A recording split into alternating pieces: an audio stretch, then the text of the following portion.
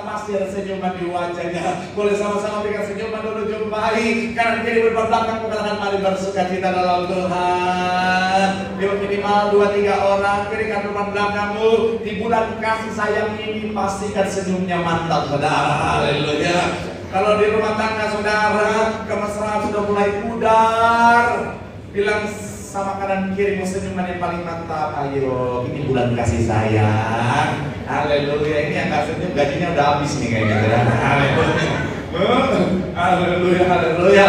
Saya senang bisa jumpa dengan saudara-saudara orang-orang yang luar biasa. Amin. Karena sekalipun hujan badai, tetap semangat setia cari Tuhan. Saya bilang saudara, orang yang setia cari Tuhan artinya orang cinta Tuhan. Janji Tuhan hidupnya anak cucunya pasti diberkati Tuhan. Tepuk tangan yang paling meriah buat Tuhan. Sama-sama bilang sama saya, aku pasti diberkati Tuhan. Anak cucuku pasti diberkati Tuhan. Bilang kanan kirimu, kamu juga pasti diberkati Tuhan. Bilang sama yang ngomong, kamu luar biasa. Bilang sama yang ngomong, semangat. Tepuk tangan sekali yang paling meriah buat Tuhan. Haleluya. Yuk, langsung saya saudara Alkitab, kita mau angkat Alkitab bilang, Alkitab juga boleh, Alkitab juga boleh. Dan Alkitab angkat tangan juga boleh, sama-sama dengan iman percaya. Sama-sama kita katakan dalam nama Tuhan Yesus. Aku percaya Alkitab ini adalah firman Tuhan. Setiap kata kalimatnya sanggup memberkati aku. Dan hari ini aku pasti diubahkan, aku pasti dipulihkan. Dalam nama Tuhan Yesus, sama-sama kita katakan. Roma 12 ayat 1 dan 2 jadi pembukaan pengantar pembahasan kita. Roma pasal yang ke-12 ayat 1 sampai ayatnya yang kedua yang sudah di sana. Roma 12 boleh bilang aku diberkati Tuhan. Sama-sama kita baca saudara. 3. Iya, karena itu demi kemurahan Allah aku menasihatkan kamu supaya apa? Dan yang berkenan kepada Allah itu adalah ibadahmu yang sejati. Dan yang kedua, janganlah kamu menjadi serupa dengan dunia ini, tetapi apa? Berubahlah oleh pembaharuan budimu, sehingga kamu dapat membedakan manakah kehendak Allah, apa yang baik, yang berkenan kepada Allah, dan yang apa? Sekali lagi yang kedua dikatakan apa? 3. Ya, janganlah kamu menjadi serupa dengan dunia ini, tetapi apa? Berubahlah oleh pembaharuan budimu, sehingga kamu dapat membedakan mana kehendak Allah, apa yang baik, yang berkenan kepada Allah, dan yang sempurna. Haleluya. Soundman boleh low-nya naik sedikit lagi. Di bagian low-nya soundman boleh dibantu supaya lebih suara low. Haleluya. Nah, saudara, bicara tentang keselamatan, saya harus disclaimer dulu, saudara. Keselamatan Tuhan sudah anugerahkan bagi setiap kita. Katakan amin. Sama-sama bilang sama saya, keselamatan sudah saya terima.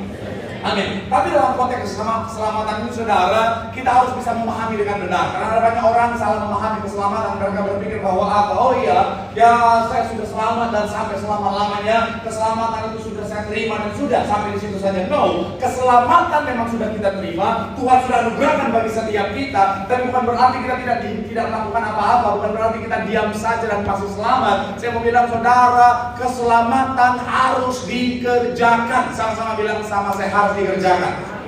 Makanya firman Tuhan berkata apa? Kerjakanlah keselamatan. Dan bicara tentang keselamatan dalam konteks mengerjakan keselamatan, salah satu yang harus kita lakukan dalam rangka mengerjakan keselamatan kita adalah dengan selalu mengalami perubahan ke arah yang lebih baik. Sekali lagi saudara, dalam konteks mengerjakan keselamatan, salah satu yang harus kita lakukan adalah terus merubah diri kita, melakukan perubahan ke arah yang lebih baik. Saudara, saya percaya ada banyak orang masuk tahun yang baru, masuk bulan yang baru, punya kerinduan untuk selalu berubah ke arah yang lebih baik. Saudara, dalam kehidupan sebagai orang percaya, dalam kehidupan sebagai anak Tuhan, dalam mengerjakan keselamatan kita juga harus selalu berubah ke arah yang lebih baik. Dan itu yang sama-sama kita akan bahas hari saudara dalam judul khotbah, yaitu perubahan. Sama-sama bilang sama saya, perubahan.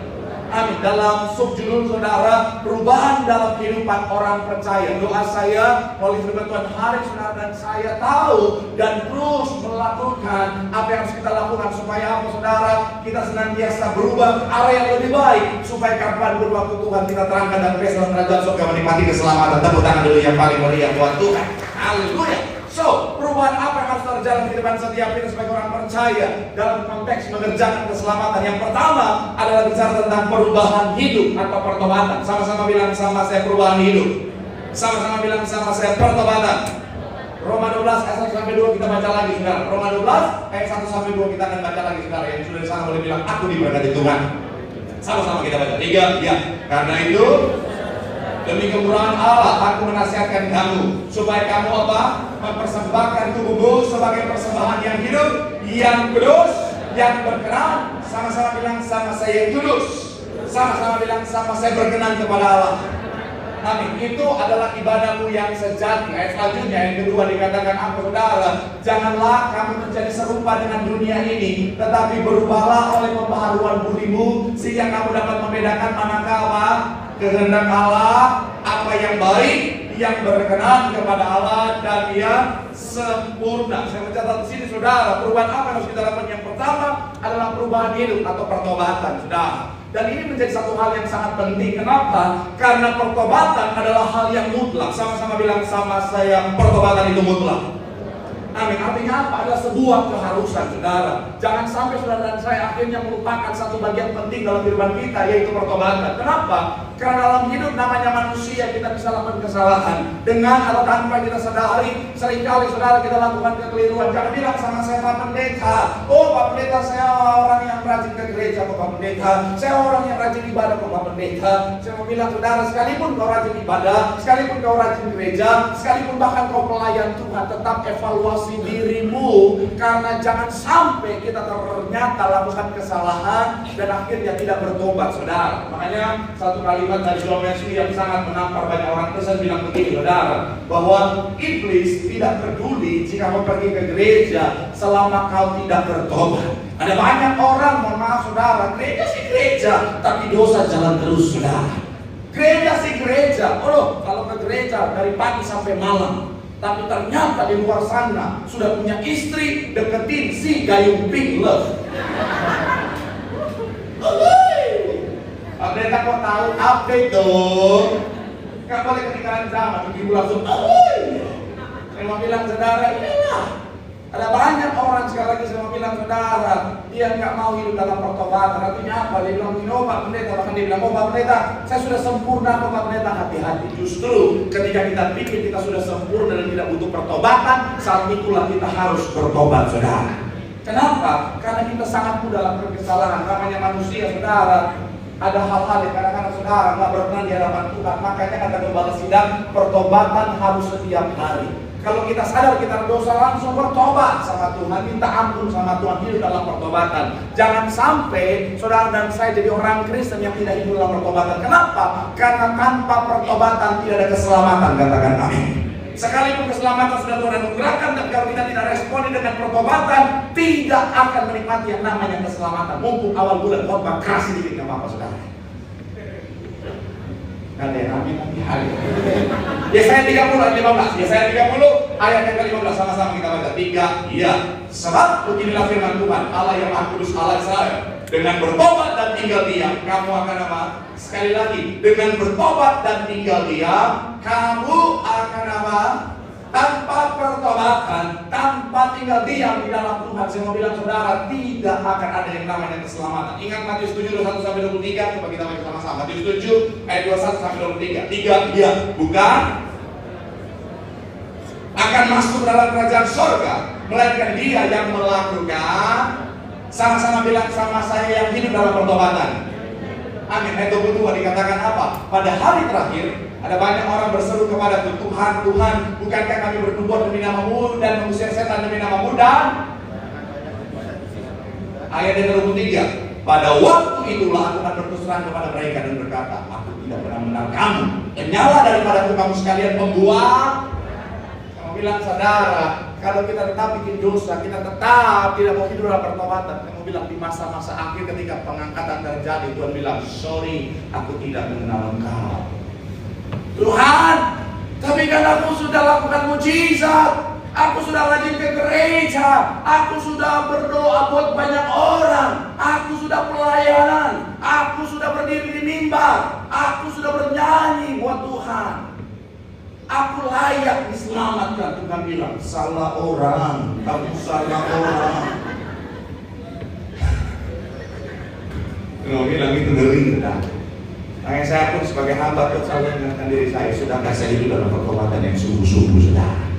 Karena dengan pertobatan, setiap hari kita hidup dalam pertobatan, kapanpun waktu Tuhan kita akan terangkat ke surga. Tepuk tangan yang paling Bilang sama tangan kirimu, hidup dalam pertobatan. Tepuk tangan yang paling meriah buat Tuhan. Haleluya.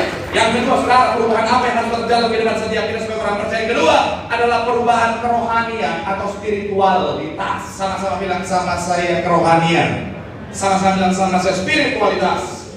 Amin. Matius 15 ayat 8 sampai 9. Sama-sama kita baca. Matius pasalnya yang ke 15 ayat 8 sampai ayat ke 9. Saudara, sama-sama kita baca. Yang sudah di sana boleh bilang, aku diberkati Tuhan. Sama-sama 3 ya. Bangsa ini bibirnya, padahal hatinya jauh daripadaku. Percuma mereka beribadah kepadaku, sedangkan sekali lagi saudara 8 dan 9, bangsa ini memuliakan aku dengan bibirnya, padahal hatinya jauh daripadaku. Percuma mereka beribadah kepadaku, sedangkan ajaran yang mereka ajarkan ialah perintah manusia. Saya mau bilang saudara, hati-hati terjebak dengan ritualitas saudara. Ritualitas sebenarnya tujuannya adalah untuk apa saudara? Ritualitas sebenarnya adalah tujuannya untuk spiritualitas saudara. Sekali lagi, tujuan dari ritualitas adalah spiritualitas. Tapi kalau ritualitas yang tidak berkembang pada ritualitas yang bertumbuh, saya mau bilang saudara, akhirnya yang terjadi hanyalah rutinitas semata saudara. Makanya ada banyak orang akhirnya merasa kehampaan ada walaupun dia di gereja, karena sebenarnya dalam ritualitas tidak berbuah menjadi spiritualitas, hanya jadi rutinitas semata. Rutinitas menghasilkan apa? Kebosanan saudara. Makanya saya mencatat di sini saudara, ada banyak orang menyanyikan lagu penyembahan, tapi hatinya tidak menyembah saudara. Jadi penyembahannya cuma sampai di mulut saja. Ada banyak orang rajin ke gereja tapi nggak ketemu Tuhan saudara. Ada banyak orang bahkan pelayanan buat Tuhan, tetapi hatinya, hidupnya nggak dekat dengan Tuhan. Ada banyak orang nyampein firman Tuhan, tapi mohon maaf hidupnya tidak dalam firman Tuhan saudara.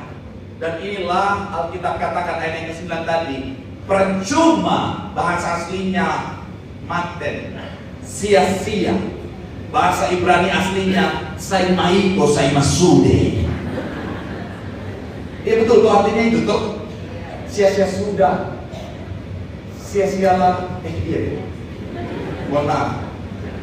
Masih mengunsung KW1 saudara.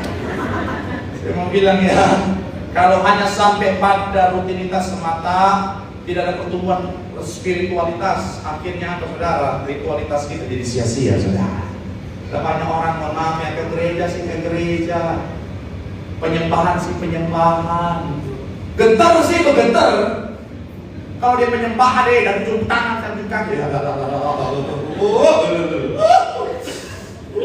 tapi hatinya nggak menuju kepada surga, hatinya menuju kepada makan di mana habis ini. Berdoa sih berdoa, tapi cuma sampai di mulut saja. Kalau ngomong doanya memang oh Tuhan, anugerah-Mu besar sebesar gunung-gunung yang tinggi, kasih-Mu laksana gelombang air laut yang tak berkesudahan. Oh kebaikan-Mu bagaikan hemburan angin di kala senja. Malaikat yang lewat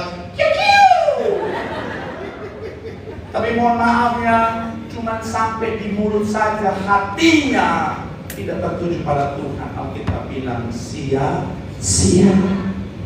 Banyak orang ke gereja, penyembahan pujian semangatnya luar biasa, terpandang dari seluruh mana, tapi nggak ke Tuhan. Matanya kesana kemarin lihat ada yang jomblo. Kemarin tim gua marah-marahin gua, kapan lu kawin mana gua cari jodoh dalam Tuhan, dalam gereja mana. Akhirnya apa? Pujian sesemangat dalam Yesus. Dia sana lihat sini sampai pendeta sambil khotbah bingung lihat dia, ini orang jomblo atau copet sebenarnya. Gara-gara udah mirip saudara, sama-sama nyari kan. Saya mau bilang saudara, hati-hati, amin. Jangan terjebak pada yang namanya ritualitas tanpa pertumbuhan spiritualitas, saudara. Saya mencatat di sini, saudara. Kalau kita hanya sampai pada rutinitas semata, akhirnya ada kehampaan di sana. Ada banyak orang mengirim Pak Pendeta, kenapa ya saya di gereja kok merasanya kayak bosan ya. Saya di gereja kok ternyata kayaknya nggak ada apa-apa yang terasa ya Pak Pendeta ya. Akhirnya mulai nyala-nyalain WL kurang berapa nih. Pasti hidupnya nggak kudus nih WL. Pernah ada yang begitu? Kalau ada mari kita baptis ya rame-rame. Padahal, iya kan, orang kan gampang nyalain orang kan. Daripada dia yang disalahkan, dia evaluasi diri. Oh WL nih, oh singa nih pasti. Oh ini drummer nih. Pas dia pukul kurang 2 second, oh 2 detik, gak kudus hidupnya. Oh darah Yesus. Oh gitaris nih, genjrengannya naik terus, gak turun-turun. Oh. Saya mau bilang sekali lagi saudara hati-hati. Karena orang yang spiritualitasnya membawa dia pada spiritualitas yang tertumbuh, itu gak akan pernah bosan dalam hadirat Tuhan. Sudah pernah gak sih nyembah Tuhan tuh rasanya pengen terus. Ketika nyembah pengen, aduh enak banget ini. Kadang-kadang udah berjam-jam gak kerasa gitu saudara. Itulah yang harus terjadi ketika spiritual kita bertumbuh saudara. Bilang sama anak kirimu, perubahan kerohanian. Bilang sama yang ngomong, spiritualitas kita harus bertumbuh. Hati kita harus melekat sama Tuhan. Tepuk tangan yang paling meriah buat Tuhan. Yang ketiga, saya punya 4 poin saudara, tapi poin yang ketiga saya mau ngomong saudara. Yang ketiga, apa perubahan yang terjadi dalam kehidupan setiap kita sebagai orang percaya dalam mengerjakan keselamatan? Yang ketiga adalah perubahan karakter. Sama-sama bilang sama saya, perubahan karakter. Sama saya bilang sama saya, karakter. 1 Yohanes 2:6, 1 Yohanes 2 ayat yang 6 sama-sama kita baca. Yang sudah di sana boleh bilang, aku diberkati. 3, ya, barang siapa bahwa ia ada di dalam dia, ia wajib hidup sama seperti, sekali lagi, barang siapa mengatakan bahwa ia di dalam dia, sama-sama dalam, bilang sama saya, dalam Kristus, ia wajib hidup sama seperti Kristus telah hidup. Kalau saya bilang saya pengikut Tuhan, nah, tim saya boleh lewat itu. Kok drama aja, drama. Nah, ini drama nih, yang katanya nggak ada urapannya, bukan dia ya. Ini mau urapannya luar biasa, sekali pukul langit bergelora. Misalnya dia Kristus, cocok nggak cocok, anggap aja cocok. Kalau saya bilang saya mengikut Kristus, saya mengikut dia, saya akan ada di belakangnya. Ketika berjalan dalam kehidupan saya, yang nampak siapa? Saya atau dia? Yang nampak saya atau Kristus? Yes, itulah yang terjadi. Jadi bukan saya yang nampak, tapi Kristuslah yang nampak. Silahkan kembali ke drama. Kalau Alkitab ini saya masukkan ke dalam covernya, yang nampak Alkitabnya atau covernya? Yes. Kalau kita bilang kita hidup dalam Kristus, harusnya yang nampak karakter siapa? Kita atau Kristus? Kristus. Itulah yang harus kita perhatikan, evaluasi, yang harus kita kerjakan setiap hari. Karena yang orang lihat bukan kita tapi karakter kita. Yang akan membawa keselamatan adalah ketika saudara dan saya memancarkan karakter Kristus. Pergilah, jadikanlah semua bangsa muridku. Itu bicara tentang apa? Saudara, tentang aku. Dan kehidupan kita lah yang akhirnya bisa menjadi kitab yang terbuka bagi banyak orang. Jadi setiap hari langsung evaluasi, sudahkah karakterku memancarkan karakter Kristus? Karena jujur ada banyak orang Kristen, KTP-nya Kristen, tapi kelakuannya nggak kayak Kristen. KTP-nya Kristen, bahkan bukan cuma Kristen, Kristen. Udah lama nggak keluar ya kata-kata ini. Kalau Kristen itu apa? Satu level di atas Kristen. Tapi orang nggak lihat Kristus dalamnya, orang lihat ini Petrus. Kenapa? Darah tinggi. Oh ini Yudas sih. Soalnya bisnis tipu-tipu. Pernah lihat orang Kristen nggak kayak Kristus? Hebatnya. Iya mau. Katanya anak Tuhan Kristen, pinjam duit gak balikin.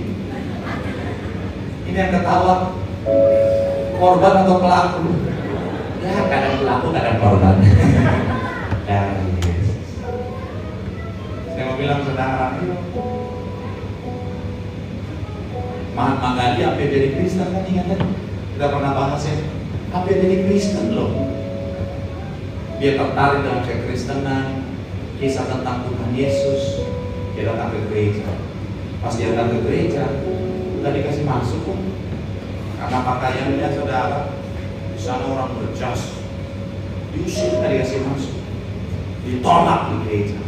Sampai kalimat Mahatma Gandhi yang terkenal, dia bilang begini, saya suka kekristenan, saya suka Kristus, tapi saya nggak suka orang Kristen.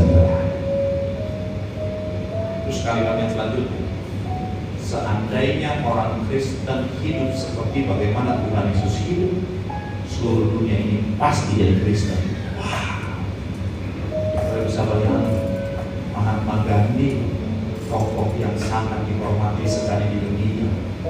Kalau dia hidup dalam Tuhan, beri diri, satu India diselamatkan, negara sebesar sehebat India terjadi revival yang besar. Kalau Tuhan, itu dampaknya luar biasa.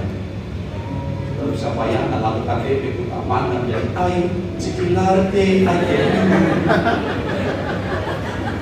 pagi-pagi.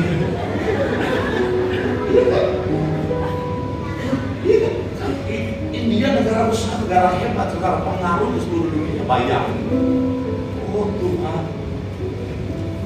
Cuman sayang gara-gara orang Kristen kelakuannya nggak kayak Kristus jadinya. Ada banyak jiwa yang sebenarnya layak untuk semangat. Jadi harus semangat. Jadi ayo, saya juga ini pedang bermata dua. Saya juga selalu ingatkan diri saya, ayo, jangan sampai orang melihat Tuhan dalam saya. Selalu ingatkan diri saya. Jangan sampai sudah diangkat Tuhan, dikenal banyak orang. Mereka minta foto, banyak kan hadapan darah Yesus bukan. Iya kan? Sekarang yang minta foto, yang bilang diberkati bukan cuma orang Kristen, semua agama, belakang datang kami, terima kasih. Makin banyak dilihat, makin banyak makin ayo. Ini peringatan untuk setiap kita, jangan sampai kita jadi batu sandungan. Jangan sampai sekalipun kita ada darah Ambon, Batak, Manado, Papua, cincin glodok. Cincin glodok malah serem loh. Saya pernah dengar cincin di Duta Merlin, doa aja, bukan aja dihantam. Tuhan, lu tolong cucuku sekarang, lu tolong sekarang. Itu lalu ambil dulu, saya ada pendeta nggak pernah ambil Tuhan dulu. Cincin memang luar biasa, cincin dari sekarang. Tapi nggak di sini cincinnya udah bertobat semua. Tapi sekalipun kita ada darah-darah Petrus sedikit, janganlah sampai akhirnya nggak menjaga karakter. Jangan di jalan misalnya. Kalau Tangerang sih masih teratur ya saya rasanya ya. Kalau Jakarta, kita ke Jakarta kan gitu. Bisa kira dari kanan masuk. Tapi saya puluhan tahun nyetir mobil ketika Jakarta, nggak mau nyetir mobil, ngeri kita. Tapi jangan sampai kita udah mobil kita lambang diri Rias di motor kita stiker di depan dan belakang, plus ada bekas minyak urapan. Tapi ketika disalin dia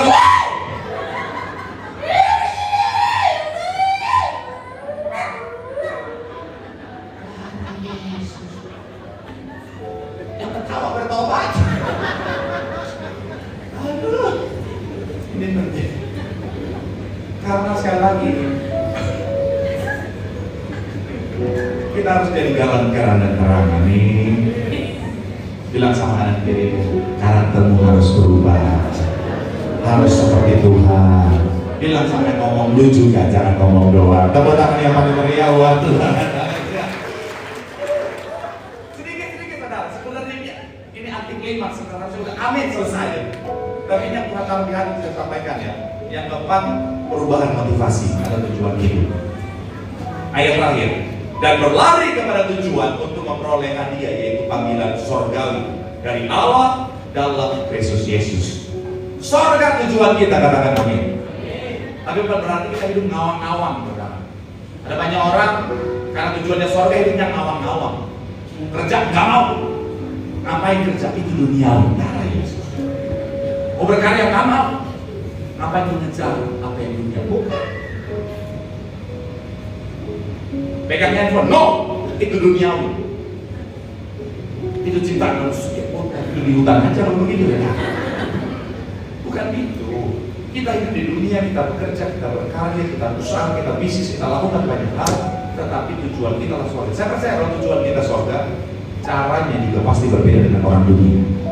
Ketika kerja nggak tipu, ketika kerja nggak korupsi, ketika bisnis jujur dan lain sebagainya, ketika berkarya tetap dalam jalan yang benar. Bukan anti hal-hal yang dunia, artinya segala yang ini anti, bukan. Semuanya adalah tetap kerajaan surga tujuan. Saya kemarin bikin konten. Saya suka bikin konten di Instagram saya untuk jadi berkat bagi banyak orang. Salah satunya menyampaikan firman dengan cara-cara yang kreatif supaya terbaca algoritma supaya boleh menjangkau banyak orang. Kemarin saya bikin, yang saya sampaikan adalah jika Allah di pihak kita, siapakah lawan kita? Saya korelasikan dengan lagu yang point of view. Jika ada orang yang punya rancangan jalan dunia jahat, tapi tidak tahu siapa backing kita, saya adalah Tuhan. Saya bilang, salah orang, kamu salah orang. Ada yang komen begini, kok pendeta model ini sih?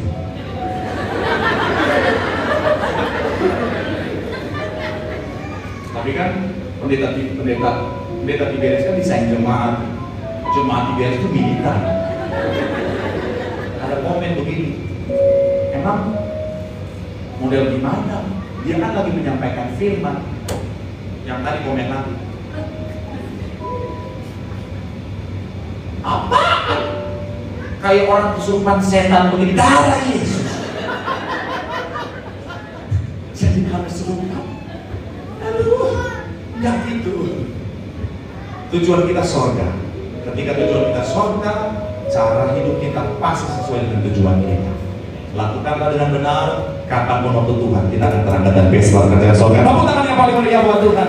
Bilang sama kanan kirimu, miliki motivasi yang benar. Tujuan kita surga. Tepuk tangan yang paling meriah buat Tuhan. Ini berarti bola pegang tangan dulu. Tepuk tangan sorak-sorai yang paling meriah buat Tuhan. Ku mau sepertimu, Yesus, disempurnakan.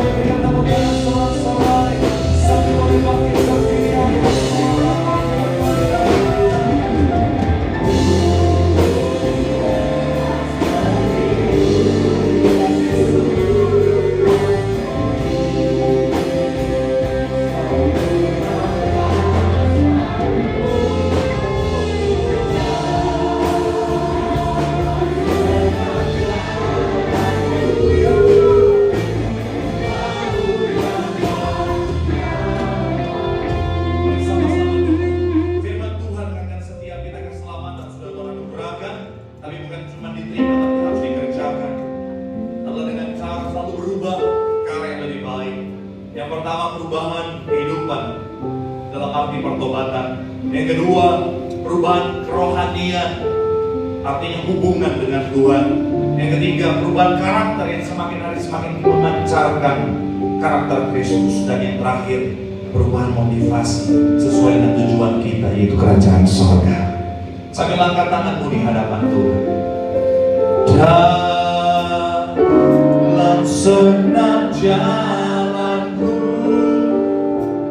memuliakan. Sambil angkat tangan lebih sungguh lagi dalam